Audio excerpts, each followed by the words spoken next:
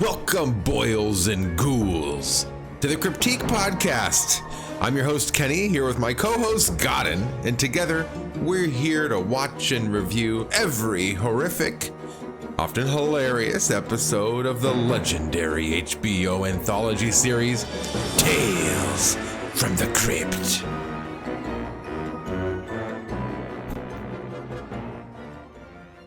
Godden, good morning.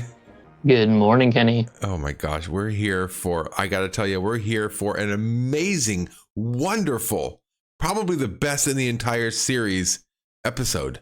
Sure, Kenny. You know, I don't want to be a downer, but this one was an okay episode, realistically. It wasn't like, it's not making my favorites. No, this was a joke. This was a dud.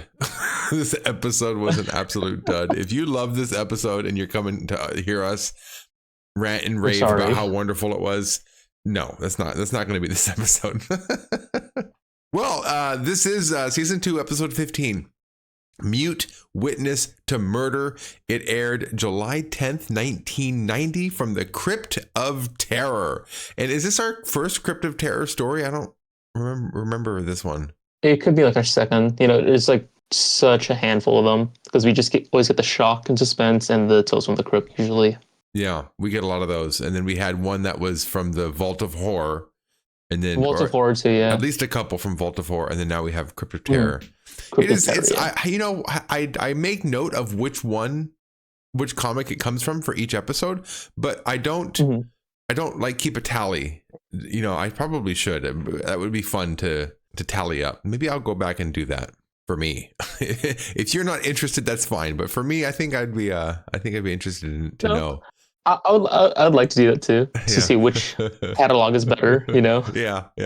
Well, this episode, the most notable character in this episode to me is the doctor character, who is Bill, the adult Bill from the TV series It, which I watched a bunch as a kid. So whenever I see any of those actors, it always strikes me. And a couple of episodes ago, Corman's Calamity, the artist, was actually the adult Stan from the TV series It. So yeah, there's been a couple in the last couple of episodes that has been interesting to see. Oh, I did not know that. Mm-hmm. Well, boils and ghouls, before we get into the episode, I just wanted to have a disclaimer out there. We are not experts. We're just here to express our thoughts and opinions about this show, what we like, what we didn't like. We are by no means any sort of film experts or Tales from the Crypt experts. If you think we got something wrong, feel free to hit us up. If you like what we're talking about, feel free to hit us up. Or if you want to share your opinion, feel free to hit us up. We want to build a community around this, so don't be shy. Come on through. And finally, spoiler warning, we are going to be going into a detailed scene by scene summary of this. So if you don't want any spoilers, go watch the episode on your own and then come on back and hear us go on about it. Oh, you know what? Actually, before I do the synopsis, Godden, do you want to share with us what you discovered came out about this time, or what was going on about this time back in what did I say it was? Back in July 10th of 1990? Well, let's see what something interesting happened back then, because it should be the same list of movies that have been released from our last episode, because they're only a week from each other realistically when these originally aired. So it's the same set again, where it's Ghost, Total Recall, RoboCop 2, Die Hard 2, that's what it was. Oh, RoboCop 2. You didn't mention 3. RoboCop 2 last time. That must be new. Did I not? That must have come out between. But I guess for major events, the 61st MLB All-Star game happened, and then the American League beat the National League 2-0. Oh, so if you were there, yeah, I'm an A's fan, so that's American League, or American League. So I would have been pumped. Grateful Dead concert. I guess that was a big concert that happened in North Carolina, Raleigh. Trying to see anything outside the movie since it's the same set. I guess a big one that's more global is the G7 summit. The main plenary session of the G7 summit was hosted in Houston. Okay, in America. That's interesting. Yeah, because G7 is anywhere, any of the 7 largest nations. So it was I guess 1/7 of the time it's going to be somewhere in America. Yeah. So those are the main ones. Hopefully next episode, we'll have a better week to share some trivia, realistically, some good trivia. Yeah. Yeah. So it sounds to me like RoboCop 2 came out between last episode and this episode. I would have definitely gone to see RoboCop 2 in theaters. I'm a huge fan of the first one. And I imagine if I was definitely too young to be going to the movie theaters back then. Let's see, 1990, I would have been 6. Okay. So I probably had already seen RoboCop by then, but I don't know. I wouldn't have been able to go see number 2 in theaters. Not yet. But if we had HBO, I could have stayed up to watch this episode. That's true. That's true. Let's see here. According to the ancient scrolls, inked in blood, bound in human flesh, on the back of the DVD box set here, it says, a mute witness to murder, cry murder. A woman sees a doctor kill his wife, loses her voice, and is put in a mental ward by the doc. That sums it up pretty nicely. I got to tell you, this is a pretty one-note episode. Yeah. So it feels like we're getting the same bit of information over and over and over again. So that actually was a good synopsis, but I have one over here as well. From her balcony, Suzie witnesses her neighbor brutally murder his wife. A sight so horrifying it leaves her completely mute. When her husband rushes off to get help, he unknowingly brings back Dr. Trask, the very man Suzie saw commit the crime. Desperate to cover his tracks, Dr. Trask has Suzie committed to a psychiatric hospital where she's locked away and powerless. Trapped and terrified, Suzie must somehow find her voice before it's too late. And that might be Dr. a Trask. Bit much. Dr. Trask covering his tracks. I like that. Oh, yeah, I like that too. Dr. Trask covering his tracks. There we go. Okay, well, what did we like about this episode? I'm going to start with the atmosphere throughout is very dark and brooding, and it creates a very kind of a moody, just atmosphere the whole way through. And I think that was nice. That was kind of a very good, close to Halloween episode to have kind of maybe on in the background to have a lot of those scenes. Anything you liked about the episode in particular? The first third. Oh, literally the first like 10 minutes. I really enjoyed it. Right, where they're at their actual apartment and things are kind of unfolding. Mm-hmm. Yeah. I enjoyed everything about that. Well, the bads. I'm going to go out and say the bads. The dark and brooding atmosphere all throughout. It got so old. Like if there were just a few scenes that were as dimly lit and as dark and mysterious, like if there were just like a handful of scenes like that, it would have been great. But like every scene was just so exhausting to watch. By the end, I was just so like just bored of it. I was so bored of the style. It was just like a one note style all the way through, and it was good for a couple of scenes, but every scene was just too much. Wholeheartedly agree. All right, well, let's get into it. It opens up with the Crypt Keeper, and he's got his so this is the box set where he actually has the doctor's outfit on, and it comes from this episode. It opens up and he's got the stethoscope, he's got the doctor headgear on, and he's checking his heart. And he says, "Oh, good evening, kiddies. I just had quite a scare. I actually thought I heard my heart beating again. Tonight's twisted tale is a villainous voyage, a murderous medical madness that screams out the crypt sequences of getting too nosy with your neighbors. So the next time you stare into someone's window, remember, curiosity killed the cat." And there's another cat reference that always makes me think of Ulrich the Undying, taking those 9 lives from the cat. A little illusion. Yeah, nice. I guess that does make those first few episodes a lot more rich when you have other episodes that either directly or indirectly refer to it, like the cat, the electric chair. Oh yeah. The Santa Claus one, maybe not so much, other than just having, like an axe wielding person after you. But just, like, I guess that really speaks to how good the opening episodes were, and way back in season 1 that established the show. Because later on, when they refer to things that were in those episodes, it makes me think of those episodes, whether or not they were intending it. So I guess that's good on them. Oh, Ulrich the Undying. I like that episode. It's a good episode. I agree. All right, so the opening panel is we've got everything here, and you know what? None of the characters look like who they're supposed to look like. So we got I guess Paul in the front, the husband, right? And he's being jabbed in the neck by the doctor with a syringe. And behind that is who's supposed to be Suzie, but it doesn't look like Suzie to me. Her face is too round and her hair is too like red and flowy. I see what you mean. Yeah. The previous panels did have a very, very identical portrayal of the characters, or the characters, the cast at least, were very one-to-one with the... Because I feel like the panels came first, realistically. Yeah. Before the cast. I think an artist made the panel based on I think the episode was made first, I think, actually. Because a lot of the scenes are pretty... Or they're made together. I don't know. I do think they were made during or after the episode, because some of them are so spot on. But this one, though, to be honest with you, I wouldn't have known that she was in a straitjacket unless I actually watched the episode first, because I had to look for her being in a straitjacket. Yeah, it looks pink as well. It doesn't look like a white straitjacket. Yeah.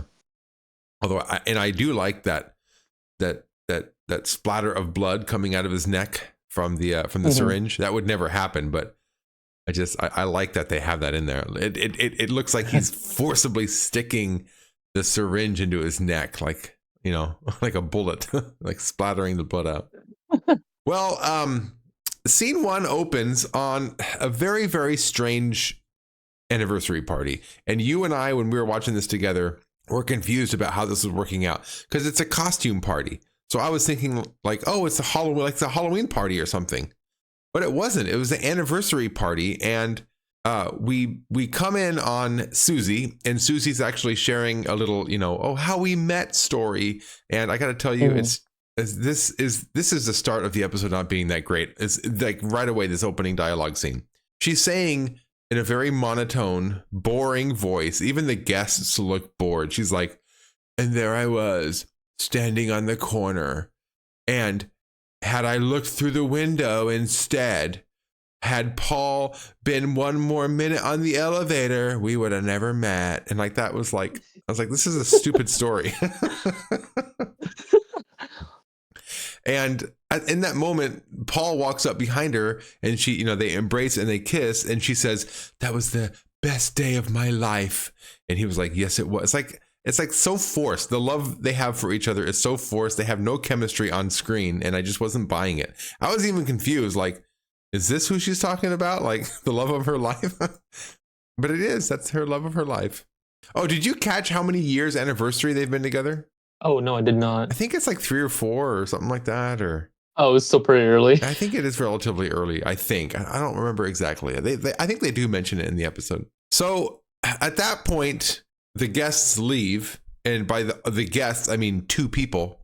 So they had 2 people, or probably another couple, and they're all 4 of them are in costumes. It was a weird thing, and it never came back later. Like they never, like, I don't know. It feels like if you're gonna have a dress up party, I don't know. It just seemed weird. It was just weird. It was weird they did it, and it was weird they never really brought it up again. But to be honest with you, I don't really know how you'd bring it up again. It would just, I don't know. It was weird. Oh, yeah. It was weird. It was weird. Yeah. It didn't leave a good taste. Yeah, I agree with what you say. Like, it's just kind of bland, or just kind of like unfulfilling, you know? Just like, yeah, there's only 2 people at this party, and the story she's telling was mediocre. Like, yeah. I get how you feel. It was weird that it was like a Halloween themed costume party for an anniversary, and only 2 other guests. Okay, so the guests leave. They go out onto the balcony to kind of, you know, have a little, you know, moment out there. And he says, oh, I've got something for you. I'll be right back. And while he's gone, the light turns on in the window in like across the courtyard, and in the other, you know, basically their neighbor, but across the courtyard neighbor. The light turns on, and this is where it also gets weirder. Instead, like, they act like, instead of it just unfolding in front of her, like right there, she actually, like, that's exactly what happens. It unfolds. All this moment unfolds in front of her, but she like hides behind the railing of the balcony, and you just see her eyes peeking above, like she's like a little kid trying to peek. It painted her in a light that was very just Snoopy, as opposed to just, you know what I mean? Like, oh my gosh, I can't believe I saw that, to, oh my gosh, look what I'm watching, right? Like, it just got weird. Like, I see. I didn't like the way that she was portrayed in that. I didn't. Anyway, so across the courtyard, the lights turn on and this couple walks in, and I got to tell you, she is just running her mouth at this guy. This woman across the courtyard is just running her mouth, yelling at him, just like completely. I'm not saying she deserves what she got, but by golly. There might have been, like this could have been something happened for a while. This person absolutely overreacts, but by golly, she absolutely was laying into this guy. So much so that he takes like a light fixture, and just bashes her over the head. And she's still alive. So he comes back and actually strangles her. And this is a sight that is so ghastly that Suzie is rendered mute. She can't speak anymore. And when Paul comes back to give her the gift, she can't talk. So he panics. He's like, what happened? Did something happen? And she can't talk and she can't do anything. So he runs out to get help. And luckily to them, there's a doctor that lives nearby. So the husband gets the doctor and brings him back. And who should this doctor be but that very same person who we just saw strangling his wife across the courtyard? So that when the husband's kind of explaining what happened, he says, basically, she was standing right out here. And he stands out there and looks across the courtyard and sees, oh my gosh, that's my house. She must have saw what I did. And of course, when he looks at her shock on her face tells him everything he needs to know. Yeah, she definitely saw what I did. So to try, this moment escalates very, very quickly, by the way. Once he notices what's going on, he pulls out a giant syringe filled with some sort of a medicine or some sort of medication, like a sedative. And he says, he says, you need to help me subdue your wife. I'm going to give her a mild sedative. So the husband, Paul, walks around the corner and she bashes him in the head with what was it, like a fire poker. And she bashes him in the head with a fire poker, like episode 2 in season 1. All through the house. All through the house. It does come full circle. We are getting all these episodes. She must have thought he was the doctor or something. So, but she mistakenly bashed her husband. At that point, they wrestle her down to the ground, and he gives her the sedative with a giant needle, a huge needle. And it's just weird that he walked around with this sedative in his pocket. Maybe he kind of anticipated that he was going to get into some trouble. I don't know. Maybe he was planning on using it on his wife or something like that. I don't know. But the fact that the husband was so quickly willing to go along with this, right? The love of his life, that had he taken a different elevator, he would have never met her, and it would have been devastating, wife. He turned on her quickly. It happened too fast. And I think this is about the third of the episode that you liked up to this point. Yeah, because it was a lively party. There's a lot of things happening. Well, a little bit more than it looks like, and it's just the whole sequence when she witnesses the murder, because his wife was kind of berating him, you never hang out with me, or whatever she was saying. But at one point she's like, you're supposed to be a doctor, you're supposed to learn how to communicate. And it's just the dialogue from her and his visible frustration. He's like, oh, I'm about to hit her. And then the whole sequence of bashing the head, and then he realizes she's still alive, and he's like, great. He gets the rope from a curtain and then just strangles her with that. And I think that was just a fun sequence. But yeah, and then it kind of sped up the process. Okay, now he's at their place, and yeah, he just has a big ass syringe. He just walks around with all this medical equipment with him and just trying to be all evil. But I just like that part. Because I thought it was gonna set up a lot more realistically.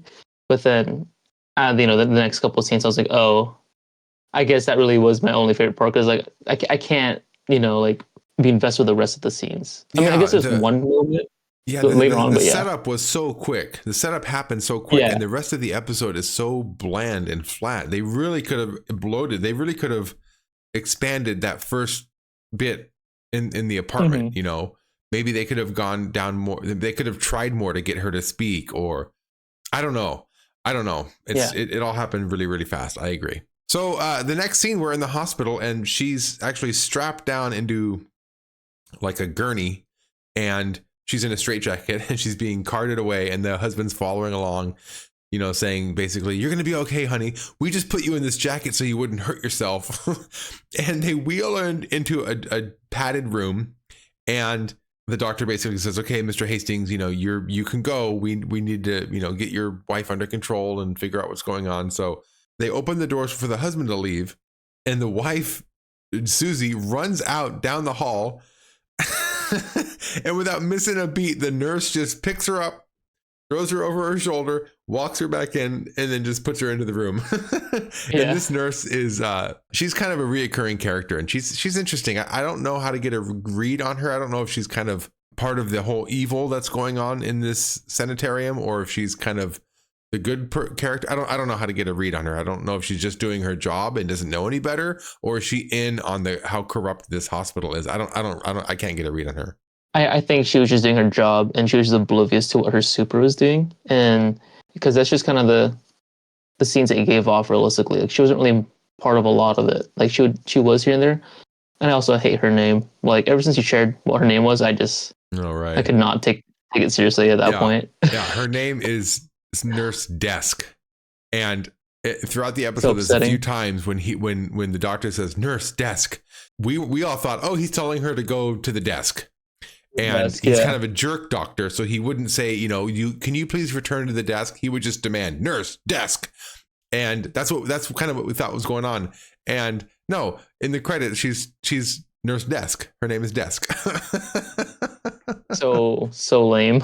So once they're back into the padded room, the doctor, holds his heart, holds his chest, and he downs some pills, and he basically says, it's a heart condition.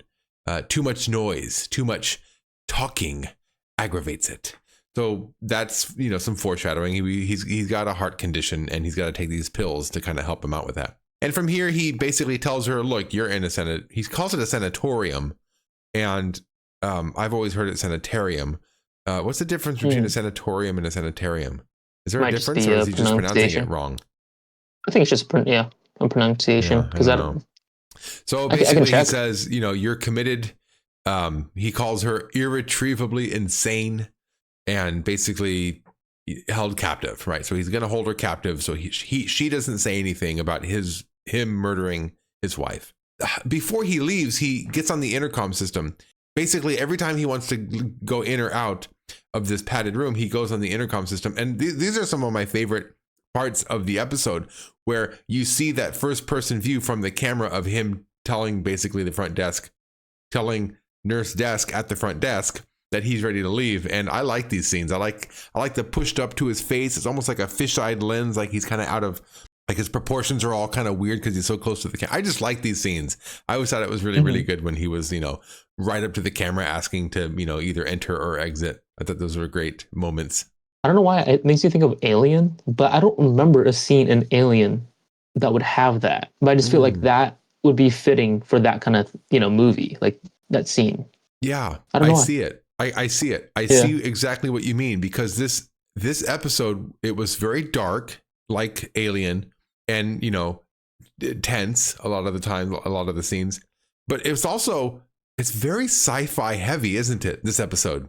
Yeah. It's very, very strange. When we go to the doctor's office, like the next scene, for instance, is in the doctor's office, and Paul is there to talk about his wife, and basically the doctor's telling him, we don't know how long she's going to be like this. It could be tomorrow she can get better. It could be years. We don't know. He opens up like a panel in his office, and there's all these TV screens of all these different, camera systems set up all over the hospital, and they're all, of course, just looking at his wife. So yeah, it's very, very sci-fi, and the way the door opens and closes to the like there's even a little like sound effect, like it's Star Wars or something. So I definitely see what you mean when you bring up Alien. It's got the horror, it's got the dark atmosphere, and it's got that weird sci-fi element. And that first person view from the camera feeds into that. So I see it. I can definitely see it. Well, the next scene, we're back in the padded room with Nurse Desk, and she's actually feeding Suzie. And this is where I'm talking about, I'm not quite sure of the intentions of Nurse Desk. She's feeding Suzie some sort of baby food. I don't know what it is. While she's feeding her, she says, "You're not like the others, are you?" And then Suzie shakes her head no. And she says, oh, that's right. You're good. You're good. And she keeps feeding her. And I got mixed messages on this. On one hand, I thought, is Nurse Desk happy that Suzie is like just basically calm and not aggressive? Like, is she happy? Like, oh, good. This is a patient that actually, won't throw the food in my face or won't spit at me. I don't know. Like, or was she saying like, oh no, you're not like the others. You're good, right? Like kind of like almost playing like a head game with her. I wasn't quite sure. I didn't get it. I couldn't read her face. I don't know if it was bad acting or if it was just like bad directing, but I didn't get that scene. Maybe both. I agree with the first statement you said, where maybe she's just sick and tired of the other patients that are actually insane, and realistically, she's the only one that's not insane. So she's like, oh, this is a change of pace. Maybe she was expecting food being thrown back at her. So yeah, I think she just appreciates like, wow, she gets a day off realistically from what she's doing. Like she has to deal with all the other stuff. Right. Because it's hard working in those asylums. Realistically, that's tough. Yeah. Then I would have expected like a smile on her face to show like some sort of compassion, but I never really got that from Nurse Desk. Yeah. But I also didn't get any abuse from her either. I didn't get like that she had any ill intentions, but I also didn't get that she was there to be helpful. So I wish that could have gone one way or the other. If Nurse Desk was compassionate in some way, then it could have given us like some hope. Like, okay, maybe we can use Nurse Desk as leverage to get ourselves out of here. Or if it was the other way around, if Nurse Desk was in on it, then it could have really painted a picture like Suzie really was in a situation where she couldn't get out and everybody around her was, against her. So yeah, to me, it felt like Nurse Desk wasn't really used to her for full potential. Name is Nurse Desk. I don't know what potential you're looking for. They gave up on the character with that name. I don't know. Yeah, she's also named wrong, idiots. Yeah, her first name is probably Nurse for all we know. Oh my gosh. Well, the next scene is a very, very short scene, and they're back in the apartment with Paul and Paul's sister, Dolores. And Dolores is basically insisting that Paul look into this doctor. And Dolores is saying, I don't get it. How are you sane one minute and then insane the next minute? What happened? Why would this happen? She's basically the catalyst for Paul doing something about it. Because this is another thing that bothered me too, is they're supposed to be in love and Paul's just going along with whatever this doctor says. Like, okay, I guess my wife's crazy now. Like, it's just, that was weird to me also. I think it's when he got bashed in the head after maybe his initial diagnosis when they're at the apartment. And then that made him think, oh, she must be crazy because she just hit me. I'm her husband. She kind of took, an aggressive action. So maybe I think that was kind of playing into the motive. Yeah.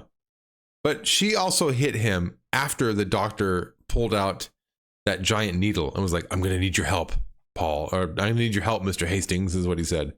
And that was, I don't know, it escalated quickly. And then the fact that Paul was just so willing to go along with it. But I guess that does paint a larger picture of a doctor is an authority figure, right?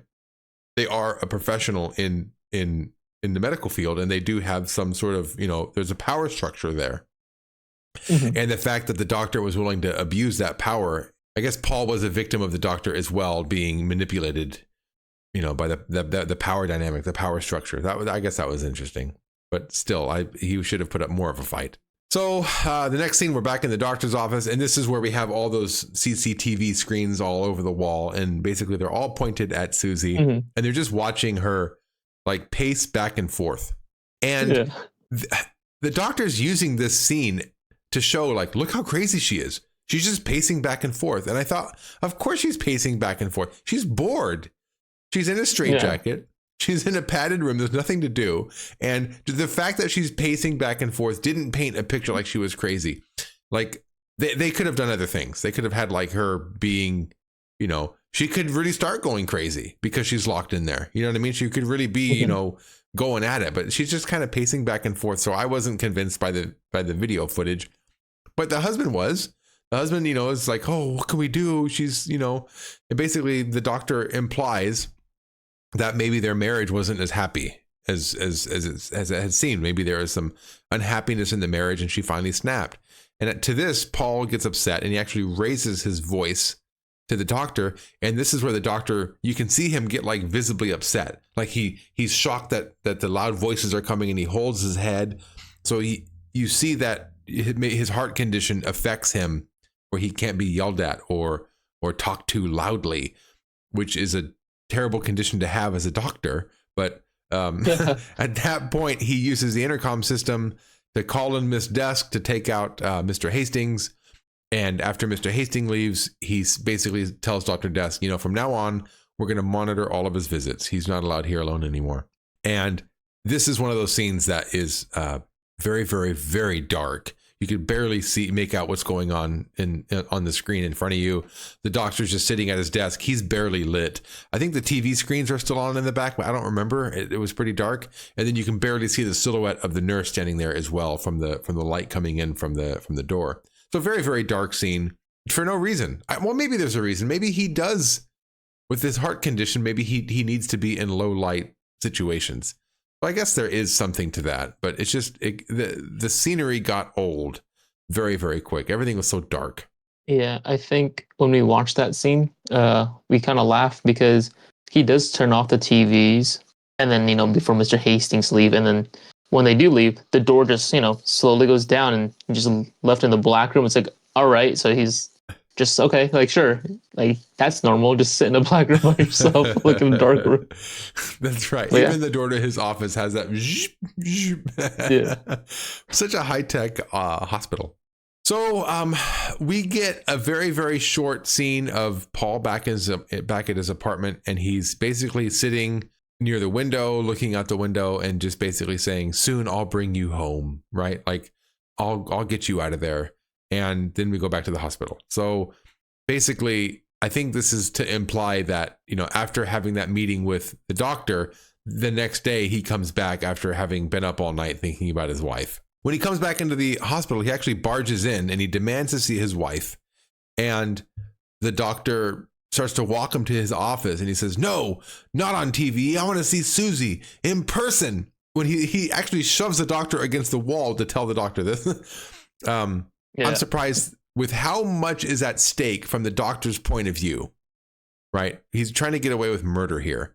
I don't know why he wouldn't take this hostility from the husband and sedate him as well. And, and basically commit him as well. Like there's no reason he wouldn't, right? I mean, he's already shown that he's willing to do that. I don't know why he wouldn't be willing to do it again with the husband, or at the very least call security and maybe have the man arrested. I don't know. There just seems to be a lot at stake, and he just allowed himself to be thrown around by this man. So anyway, so he lets Paul into the padded room with his wife, and the wife's actually in the gurney, like all tight, all strapped up again. And instead of, freeing his wife to embrace her, he just kind of paces around the gurney and basically says, "I wish I was there to see what happened to you. Something happened to you out on the balcony." And she shakes her head. "Yes, yes, yes." And he sees that and he goes, "Oh, was it somebody we know?" And she shakes her head and he goes, "Was it the doctor?" And she shakes her head. So, he's basically deducing what had happened through her yeses and nos. And so once he finds out it was the doctor, we get a scene from the doctor's office that he's watching. So he knows what's going on.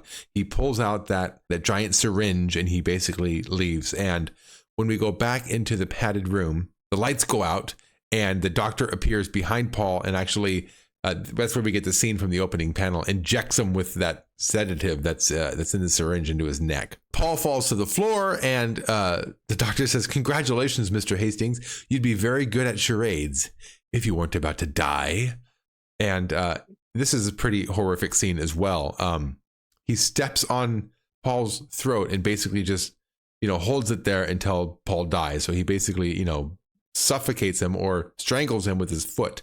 And who's there to watch but his wife, right? Suzie. So Suzie has to sit there and witness this man murder her husband. Murder her husband after having already seen him murder his wife.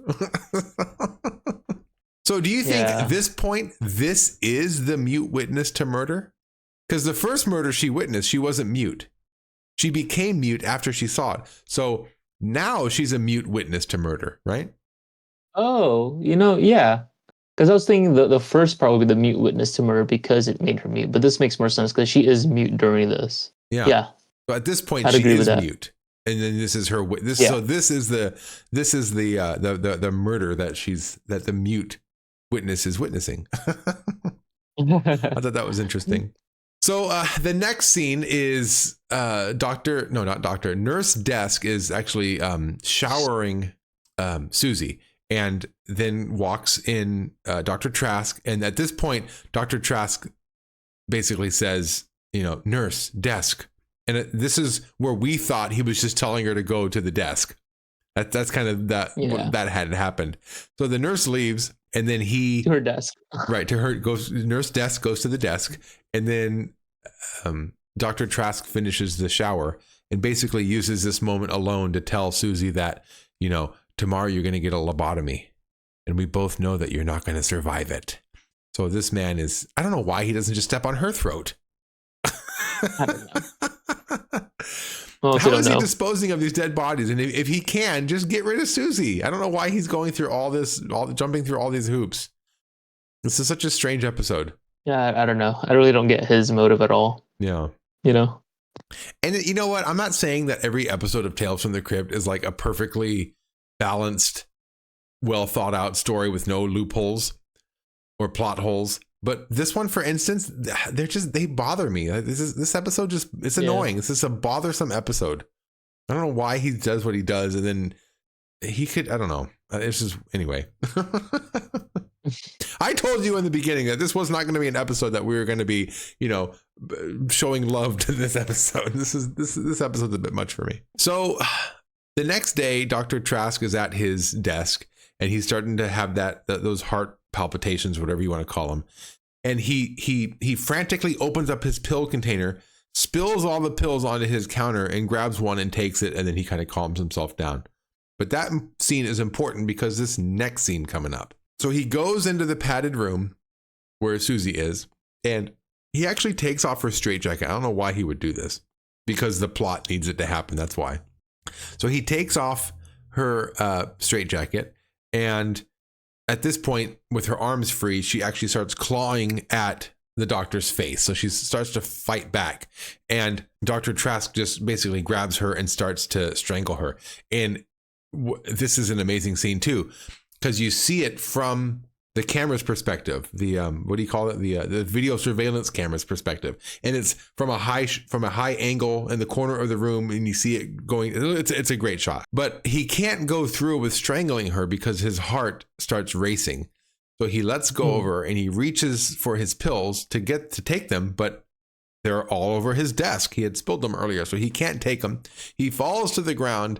And he starts having what I think is a heart attack. I don't know if it must really be. I don't know if it's anxiety or legit heart issues, but he's having a heart attack on the ground. And he basically says, please call for help. And then he has a realization. Oh, you can't call for help. You can't speak. And this is where she's standing above him and finally speaks. She says, oh, yes, I can. So he pleads with her, please call the front desk. Call Nurse Desk at her desk, please. You need to help. And she basically says, no, I want to watch you die. And he says, you can't. That's murder. She says, like you, or something like that. But basically, she watches him die. So at this point, she's witnessing a third person die. This woman just watches people die. She's a voyeur of death. She is. She is. So once the doctor dies, she uses that intercom system, and now we finally get that squished up first person camera view of her face. And she basically says, there's been an emergency, the doctor's died. And then she starts laughing maniacally into the camera. And what I thought was a great looking shot, a great end of the episode with the shot, but just unfortunately, that's not going to save the episode. A good lingering shot for the last scene isn't good enough to save a really boring, mundane episode. So we go back to the Crypt Keeper, and he's in a straitjacket, and he's trying to wiggle himself free. And he says, where's Houdini when you need him? Well, that was quite a scream, wasn't it, kids? And what a surprise for poor Dr. Trask. There's a villain with a heart. Attack, that is. Just when he thought he was going to silence Susan forever, She walked all over him, but she didn't, though. If she had stepped on his throat, that would have been more fitting. But, whatever. What are you going to do? I suppose you're wondering what became of Susan. If you give me a scream, I might just tell you. And that's the episode. Yeah, just very boring, bland episode. Stylistically, it was nice. It was very stylish, but that one note style got old within just a few scenes. So even the nice style was kind of boring. I don't know. What else do you think, Godden? Tell me. I was okay. I was tolerating it, but the one that really kind of irked me was when they're doing the charades portion, right? And he just asked like 3 questions, and she nodded yes to all of them. It's like, it's crazy how he's able to deduce it was a doctor just off that. You know what I mean? Like, is it someone we know? Is it the doctor? It's like, oh, whatever, dude. It could have been like the other couple. It could have been his sister for all we know, because she's like, oh, did you double check the doctor? Maybe she's being sinister. Like, I just hate that. It's just the pacing kind of ruined a lot of the anticipation, I feel like, because they kind of cut through it. Yeah. But yeah, this episode, it's an okay episode. Nothing happened in this episode until everything happens all at once, right? That started that party in the beginning was very boring. And then basically she's suddenly committed, and then she's in the hospital for a long time until that final scene. Yeah, this is just a boring episode. I had to watch it again, of course, for the review and to kind of get things all in line, but I wouldn't have watched it again on my own anyway. The second 2 times I watched it after we watched it together, I watched it on 2 times speed just to kind of, race through it. Wasn't the biggest fan. Although the episode, it did touch on the whole idea of women being silenced or women not being able to use their voice to speak up for themselves. I thought that was kind of, a fitting theme for, really any time, right? Because back in the 80s, back in the 50s especially, even today, there's still the issue with women not being listened to or heard or being able to speak up. So I guess that was an interesting theme. They just didn't really do much with it. As far as witnessing a murder and the aftermath of that, it's very similar to Rear Window by Alfred Hitchcock and Disturbia, which is kind of like a remake of that. Yeah. Yeah. But they didn't go that route, though. That would have been nice if they went that route. If she was never committed, but maybe it was her word against his, but I don't know. Like they could have gone other ways with it. Have you seen The Client? No, I haven't heard of it. That's actually a good one. It's so this kid witnesses he witnesses something. He witnesses somebody, I guess you'd say on YouTube, unlive himself. Okay. And there's repercussions from that because there was a whole thing. The point is the kid has to go on the stand in a courtroom, and it would be dangerous for him to tell the truth. So he evokes the Fifth Amendment. So that's kind of the whole crux of the whole situation. He's not willing to speak. So he's not mute. He can speak, but he's choosing to legally be mute, right? So I thought that was kind of a similar theme where somebody in this case, through fear cannot speak out. So he uses the legal system to mute his voice. I thought that was interesting. Then there's the whole angle of a doctor being the villain or a doctor misusing their power in some way to be a villain. And my mind went right to Dr. Giggles. Have you seen this? No, I don't think I've heard of Dr. Giggles. It's one of my favorite killer doctor movies. Let me see. I'll look it up while you talk about it. Oh my gosh. It's this doctor who is just so giddy and happy to be murdering his victims that he just giggles while he does it. It's a stupid movie, but really? I loved it as a kid. It's a horror comedy. I loved it as a kid. And then that's also a very dark and broody kind of atmosphere movie. But yeah, I a lot of the death scenes with the doctor involved did kind of harken back to me thinking about Dr. Giggles. One last thing that did kind of cross my mind while I was thinking about the idea of being so terrified that you cannot speak. I feel that a scene that was well done was in Halloween 2 when Jamie Lee Curtis is trying to or Laurie is trying to crawl back to the hospital, and she sees Dr. Loomis and the nurse and the and the cop all going into the hospital, and you see her trying to call for help, but she just can't use her voice. She's so terrified. And it's not until the door finally shuts that she's able to yell. That, I feel like that was a well shot scene. Jamie Lee Curtis performed it well. And you can see, wow, imagine being so terrified that you cannot muster the strength to speak up. So that was a well done scene. That was a well done shot. And I don't know how that would, because it's such a short scene. She does get her voice back relatively soon, but I think it was done better in Halloween 2 is what I'm saying.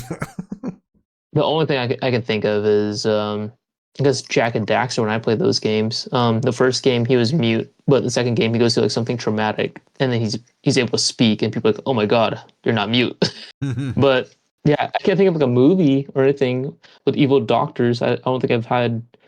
I guess Human Centipede. That's an evil doctor. The Human Centipede. I mean, he was an evil twisted surgeon. Yeah, I don't know. Oh There's my not God. really much for me. Yeah.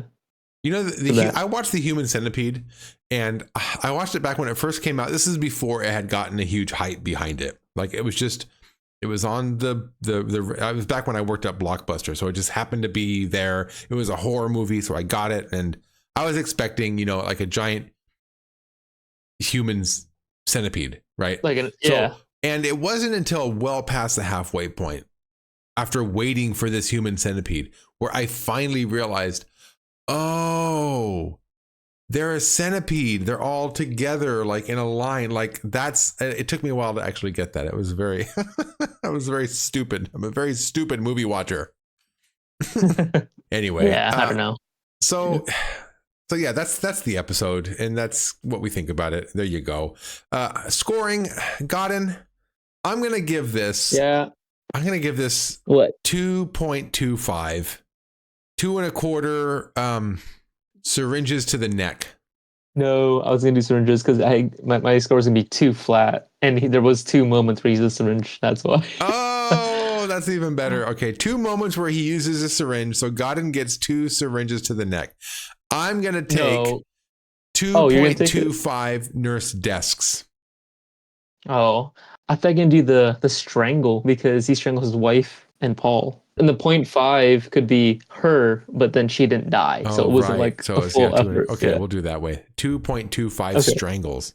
All right, perfect. Yeah, not a great episode. If I had a friend who had not seen Tales from the Crypt, and we were kind of going through, this would absolutely be an episode that we would just skip it. I wouldn't even talk about it. It's boring. I mean, I guess the style is nice. I guess if this episode was on in the background and you were talking with some friends and it just every once in a while you caught a glimpse of what was going on the screen, you would think like, oh, wow, this looks like a good episode. It's so dark and brooding and ooh, how cool. But it's just so boring. There's no substance to it. It's boring. All right. Well, before we go, I want to make sure we get a chance to hear from our viewers. So Joseph Hill's out there, and he actually writes us regarding the episode Fitting Punishment, which was the one about that Ezra, the mortician. Remember, he was embalming people with water and cutting off the feet of his nephew to fit in the coffin, all that kind of stuff. So he says, Joseph Hill says, I didn't have much of an issue with the sudden supernatural elements as much as I did with the abrupt ending.